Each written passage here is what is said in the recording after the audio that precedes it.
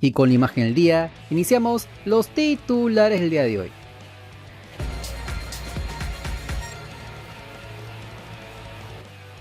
Y el Eurocausa más hateado en las redes sociales peruanas sigue confirmando que nos puede servir en un futuro cercano.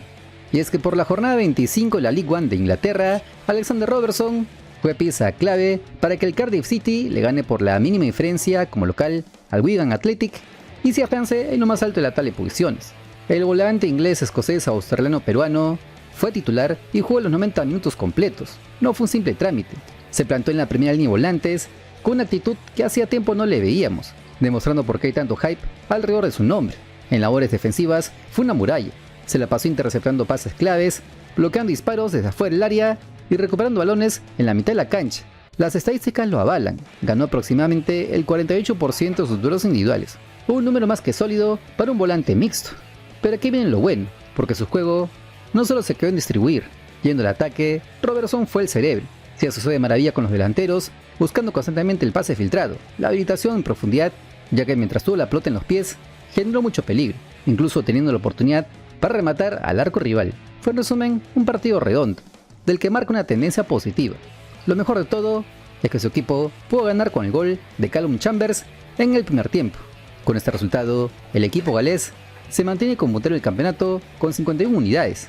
La próxima cita es una visita al Leyton Orient este 10 de enero, un partido complicado de esos que definen carácter. Allí veremos si el técnico mantiene la confianza en Robertson como titular, lo que sin duda sería una gran señal para su continuidad y crecimiento, porque con estos rendimientos, el rumor de que podría dar un salto a una categoría mayor empiezan a sonar más fuerte, aunque lo más probable es que se quede para ayudar al ascenso a la Championship, aunque el tema que realmente nos quema a los hinchas peruanos es su futuro con la blanquirroja. La posición del futbolista, según se maneja en círculos cercanos, es de esperar. Al parecer su plan es definirse recién después del Mundial 2026, una vez que vea con sus propios ojos que Australia no lo va a considerar en absoluto. Es una postura que, hay que decirlo, genera una división brutal en nuestra afición. Por un lado, están los que aplican el más vale pájaro en mano que cinto volando, pidiendo que decida ya por Perú y se sume al proceso de renovación urgente que requiere nuestro mediocampo. Por otro, los que entienden su estrategia de esperar a la opción australiana, que en teoría es más competitiva a nivel de selecciones mayores. Sin embargo, esto le genera mucho hate cada vez que se habla de este tema. Pero también es cierto que desde nuestra federación peruana, la paciencia no es infinita. El scouting lo sigue, pero el reloj también sigue su curso. ¿Qué pasaría si tiene una temporada espectacular y logra el ascenso con el Cardiff? ¿Cambiaría su mentalidad? ¿O por el contrario, se aferraría aún más al sueño australiano?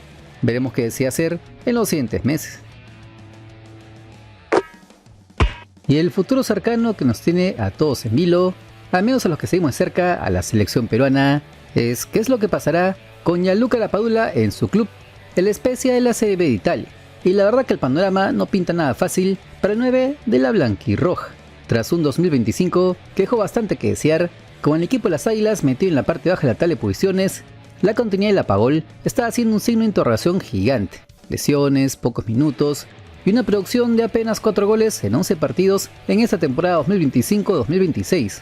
Una cifra que, hay que decirlo, para un delantero de su peso, de su historial y sobre todo de su sueldo, es muy pobre. Su último partido como titular fue en noviembre del año pasado. Imagínate eso. Y claro, con ese panorama los rumores de salida sonaban más fuerte que nunca. Incluso se llegó a especular de que podría recalar en algún club del fútbol peruano que está buscando desesperadamente un delantero centro, como por ejemplo el Sporting Cristal. Aunque también se habló que tanto el equipo de Universitario como de Alianza Lima lo tenían en carpeta y que tranquilamente podía llegar a ser el futbolista mejor pagado en toda la Liga 1. Él era el sueño húmedo de cualquier hincha del Perú. Sin embargo, la realidad pinta otra cosa, ya que se pudo conocer una información que cayó con un baldazo de agua fría o de tranquilidad, depende cómo lo vea. Porque desde Italia, el director deportivo de la Spezia, Stefano Melisano, rompió el silencio y fue tajante. Lapadula no está en el mercado, es un jugador importante para la Spezia. Así se pudo leer en varios medios digitales del país de la bota. Su poca actividad, según el mandamás, responde solo a una readaptación. O sea, le están bajando el hype a cualquier operación de salida. El club, a pesar de estar peleando por no descender, confía en que Lapadula vuelva a ser esa punta letal. Pero aquí la pelota está en la cancha del futbolista. Literal, tiene un ultimátum tácito de recuperar su nivel sí o sí durante este 2026. y vamos a revisar el contexto, porque es clave. El Spezia no quiere venderlo, pero el futbolista requiere minutos urgentes, no solo por su club, sino pensando en la selección peruana. Con un nuevo técnico por llegar a la blanquirroja, el bambino no puede permitir seguir en el banquillo. Su lugar en la delantera nacional ya no es indiscutible. Esta mini pretemporada, como le dicen, son vitales. Lo vimos en sus redes sociales, entrenando a full y hasta turisteando, preparándose para un segundo tramo de la liga, donde se definirá si el equipo se queda en segunda división o incluso puede pelear el ascenso a la Serie A. Por lo pronto, el ítalo peruviano tiene que convencer a Donadoni, el técnico de la Spezia, para que lo vuelva a alinear como pieza clave en el 11 titular. La pregunta del millón entonces cambia. ¿Podrá el bambino responder a esta muestra de confianza del club haciendo varios goles? Porque si la readaptación se alarga y los números no aparecen, la situación puede volverse insostenible para todos. Incluso ese respaldo institucional puede esfumarse en el próximo mercado de verano. Veremos entonces cómo acaba esta mini novela en Italia, que tiene a uno de nuestros referentes en un momento bisagra en su carrera profesional. Y hoy nos metemos de lleno en un caso de eso que genera mucha expectativa y a la vez deja un sabor de oportunidad perdida. Como se los contamos el año pasado, la historia de Andrés Aguilar genera mucha ilusión, sin embargo, hasta ahora no ha podido forjar una digna carrera profesional. Y lo peor de todo es que en este inicio del 2026 dio un giro inesperado y la verdad bastante revelador. El volante inglés chipriota español peruano de apenas 20 años, que llegó con bombos y platillos al Ayacucho Fútbol Club para el torneo Clausura 2025, ha terminado fichando por el Operário Fútbol Club, un equipo de la Serie D de Brasil. Así es, la cuarta edición del país amazónico, que es una liga de nivel amateur. Pero ¿cómo llegamos a esto? Vayamos por partes. Primero recordemos el contexto. Aguilar fue presentado en agosto del 2025 como el refuerzo distinto, el chico con formación europea que venía a darle un toque y calidad al ataque de los zorros. Su currículum llamaba la atención. Formó en las divisiones menores del Watford de Inglaterra, pasó por el New Salamis de Inglaterra y luego por clubes del ascenso sueco como el Iten Kolgats y el Kiruna. Hasta aquí nada destacable, aunque el hype que encendió su nombre fue una entrevista que le hizo al Comercio, donde contaba que a los 15 años entrenaba en el Watford junto a jóvenes talentos que militan en el Arsenal de Inglaterra. Se escribía como un futbolista de buen control, precisión en el pase y una lectura táctica interesante, capaz de jugar como volante ofensivo o extremo por derecha. Incluso, antes de llegar a Ayacucho Fútbol Club, se le había rumoreado para que llegue al Sporting Cristal. Además, en el mismo 2025, fue tentado por la Alianza Atlético Zuliano. Todo pintaba para que su aventura peruana fuera el trampolín a nuestra blanquirroja, pero la realidad fue un baldazo de agua fría monumental.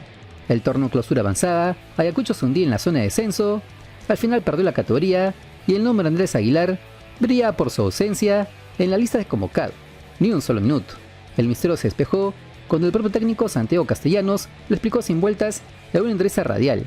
El futbolista no entraba en sus planes tácticos, ni siquiera con la urgencia de sumar puntos por no descender. No hay espacio para proyectos o adaptaciones. Era una decisión dura pero pragmática. Y aquí es donde el análisis se pone interesante. El caso Aguilar deja una lección clara para todos los eurocausas o talentos con formación en el extranjero. Venir con un currículum atractivo no te asegura nada, al menos en el fútbol peruano. La Liga 1 tiene un ritmo distinto, ya sea por la altura o las canchas pedorras. La dinámica no es la misma que en el fútbol del primer mundo. Para jugar acá se requiere una adaptación previa que, si no es inmediata, especialmente cuando llegas a un equipo en crisis, donde los resultados están por encima de cualquier proceso, es poco probable que te pueda desarrollar. Ahora, el futuro de Andrés Aguilar da un vuelco hacia Brasil, pero una categoría que, siendo honestos, es un paso atrás en términos de exposición y nivel competitivo. La Serie D brasileña es un torneo largo y complicado, pero lejos del foco mediático del scout de equipos grandes. Su nuevo desafío será enfrentarse, entre otros, a Alexander Lecaros, que milita en el Sampaio Correia, también en la Serie D de Brasil. Para un futbolista que en su momento generó tanta expectativa como posible futuro elemento de la blanquirroja, ese camino parece alejarlo de ese sueño, al menos en el corto plazo. Lo que parece un salto al profesionalismo peruano para catapultarse, terminó siendo una experiencia frustrante y ahora un reinicio en la liga menor. La pregunta que queda flotando es, ¿qué pasó con ese talento promocionado? ¿Fue una cuestión de adaptación, de actitud o simplemente de no encajar en el momento justo en un equipo equivocado? Su historia es un recordatorio de lo implacable que es el fútbol profesional. El potencial necesita rodaje, confianza y un proyecto que lo espere. Veremos en el Operário de Brasil, con menor presión, encuentra la continuidad que tanto necesita. Tal vez en Brasil, con su competitividad feroz, incluso en las divisiones bajas, sea el lugar donde madure y demuestre esa calidad que tanto se le atribuye. Pero lo querramos o no, su sueño de llegar a la selección peruana hoy parece más lejano que nunca. De ser un hombre con hype, a hacer un proyecto en el anonimato de la cuarta división. Sin embargo, en el fútbol, las segundas oportunidades existen. Si logra destacar, podría llamar la atención de clubes de la Serie B o incluso de la Serie C o incluso de la B de Brasil.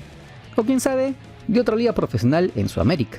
Por ahora, tocará seguir su evolución desde lejos y esperar que esta pausa en su carrera sea solo eso, una pausa y no el final de alguien que prometía bastante. Y como se los anticipamos hace semanas atrás, una sombra oscura podría opacar el inicio del 2026.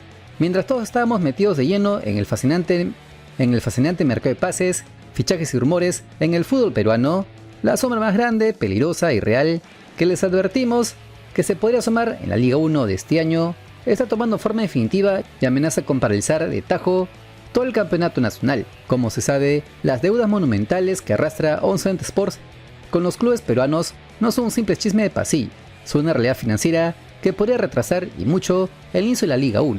Esto dejó de ser una simple especulación para convertirse en una bomba de tiempo que estaría a punto de explotar. En su momento, el asesor legal de la SAFAP, Johnny Baldovino, dio una voz alerta muy fuerte en Radio Acción. La situación que describió es crítica y de manual.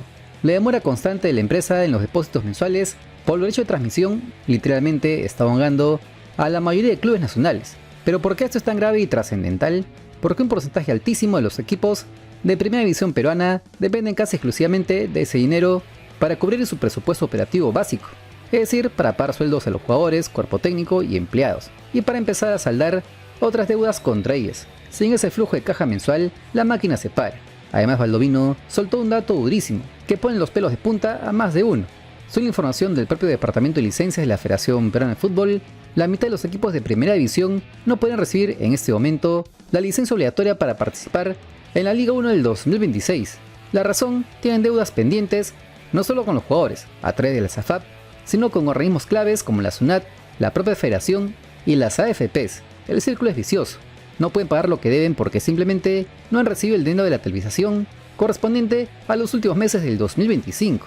Ante este caos, la federación, en un intento desesperado por dar oxígeno y no cancelar el torneo antes de empezar, ya canceló varias veces la fecha límite para que los clubes nacionales presenten sus papeles financieros al día. Sin embargo, el problema de fondo no se soluciona con más tiempo ni con paños de agua tibia. 11 Sports tienen que pagar y punto. La débil esperanza que algunos mantenían era que la empresa depositara al menos una parte significativa en estos días, pero todas las señales indican que eso no va a ocurrir, ya que la deuda, se lo repito, es millonaria, estructural y se arrastra sin solución a la vista. Esto nos lleva directamente a un escenario de pesadilla que ningún hincha quiere imaginar. El inicio del torneo, oficialmente pactado para fines de enero, podría posponerse hasta febrero, o incluso, en el peor de los casos, generar una huelga masiva de clubes. Así lo mencionaron con cierta preocupación en el canal de YouTube de las gradas a la cancha. Hasta donde tengo entendido, el torneo no va a empezar en la fecha que debería empezar porque los equipos están pidiendo la cancelación total de las deudas que tiene, en este caso, Liga 1 Max, con los equipos de fútbol peruano. Eso hay un caso muy palpable que es el de Melgar, que tiene creo que 2 años creo, sin cobrar derechos de televisión. Entonces, ahí están en su justo derecho de poder pedir que no se empiece el campeonato hasta que las deudas no estén debidamente saldadas. Ahora, ¿qué canal podría asumir el costo de pagar derechos de televisación de un equipo de primera división del fútbol peruano? Muy pocos. Las opciones son muy pocas. Si este canal te acompaña en tu día, apóyalo con un buen like, que es el aplauso que nos alienta a seguir trabajando y con lo que crecemos en esta dura plataforma. Como se escucha, la lógica es simple. Sin licencias no hay torneo, y sin el dinero de la televisión, los clubes no pueden tener esas licencias. Es un callejón sin salida del que nadie en el fútbol peruano sabe cómo escapar. Pero si de deudas emblemáticas hablamos, el caso más grave y representativo es sin dudas el del Melgar de Arequipa. Su administrador Ricardo Betocchi, hace un par de semanas atrás, salió a denunciar con todas sus letras, en Red Exitosa, la situación del dominó con respecto a los pagos por televisación. El mandamás rojinegro indicó que mantiene una deuda pendiente desde el 2023. Esta jamás ha sido saldada. A esto se le suman retrasos crónicos de 60 o 70 días en los pagos del 2025. Bertocci fue categórico. La federación nos obligó a todos los clubes a firmar un contrato con esta nueva empresa. Y luego lanzó la denuncia más fuerte. Melgar es el único club al que no se le paga absolutamente nada, refiriéndose al abono de infraestructura del 2023. Eso es raro, muy raro. Pero lo peor de todo, y esto sí es para enmarcar, es que el contrato firmado, según Bertocci, está diseñado para el incumplimiento, ya que le permite vivir a la empresa internacional con retrasos de hasta 2 meses o incluso más de 2 meses adicionales para poder regularizar. Es decir, se podrían ir hasta 4 meses de retraso y los señores de la televisión no estarían incumpliendo el contrato que firmó Lozano mediante la Federación Peruana de Fútbol. Para que tengan una idea, hasta el 24 de diciembre, Melgar solo habría recibido el pago correspondiente a septiembre, por lo que octubre, noviembre y diciembre, más la enorme deuda del 2023, están en el limbo. Todo esto confirma el peor de los escenarios. Los clubes peruanos están en su pleno derecho de plantarse y decir, no empezamos el campeonato hasta que nos paguen todo lo adeudado. Pero aquí ven la pregunta del millón, la que realmente quema y para la que nadie tiene una respuesta. Y si un Solente Sports directamente no puede o no quiere pagar, ¿qué canal, qué empresa privada o institución asumiría el enorme coste de los derechos de televisión de un equipo de provincia que no genera el rating masivo de Alianza Lima, Universitario o Sporting Cristal? Las opciones son contadas con los dedos de la mano. Como se recuerda, Gol Perú ya no existe, murió, por lo que ya no pueden contar con esta opción. ¿Llamarán entonces a la puerta de DirecTV, que justamente está asociada con 1190, o a Movistar, que anunció que integraría a la Liga 1 Max en su parrilla televisiva?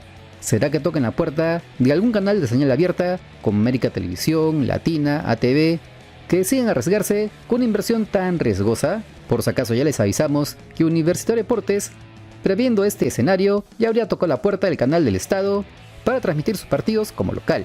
Pero eso es un parche individual que no soluciona el cáncer general. Ahora, la gran diferencia en este nuevo conflicto es que la Federación de Agustín Lozano está prácticamente distanciada de la gestión operativa de la Liga 1. Ahora son los propios clubes, a través de una asociación creada hace un par de meses atrás, los que gestionan su propio campeonato. En teoría, esto le daría más poder para, por ejemplo, revisar, renegociar o incluso romper el contrato que Lozano firmó en su momento con Solente Sports. El problema es que romperlo sin tener un plan B concreto, sin una empresa seria esperando para inyectar dinero de inmediato, es un salto al vacío que puede ser aún más doloroso. Ahora, en el futuro inmediato, los más perjudicados en un eventual retraso prolongado del torneo serían claramente los clubes con compromisos internacionales, como Alianza Lima y Sporting Cristal, que llegarían a sus partidos de Copa Libertadores con un ritmo competitivo bajo o nulo. Este conflicto solo viene a confirmar con datos duros lo que les veníamos advirtiendo. Se viene una nueva batalla campal, legal y financiera, por los derechos de televisión, y el reloj corre en nuestra contra. Pero ¿tú qué piensas? ¿Los clubes deberían plantarse y no jugar aunque eso signifique retrasar el campeonato indefinidamente? ¿O deberían ceder y buscar una negociación con Solente Sports para iniciar la temporada tal como se tenía especulado? Te leo en comentarios porque somos el único canal que responde a todas tus opiniones. Ustedes son lo máximo. Nuestra comunidad logró la meta de suscriptores, por lo que tendremos el sorteo de la camiseta de fútbol en el canal. Atentos porque les traeremos más premios. Esta vez una pelota oficial si llegamos a la meta de 134.000 suscriptores, ya que el 51% de usuarios ven mis videos pero no se suscriben. Mejoremos ese número y seguiremos con más sorteos en el canal. Recuerda que hoy es un gran día y si no mañana, te prometo que lo va a hacer. Bendiciones desde el Perú profundo.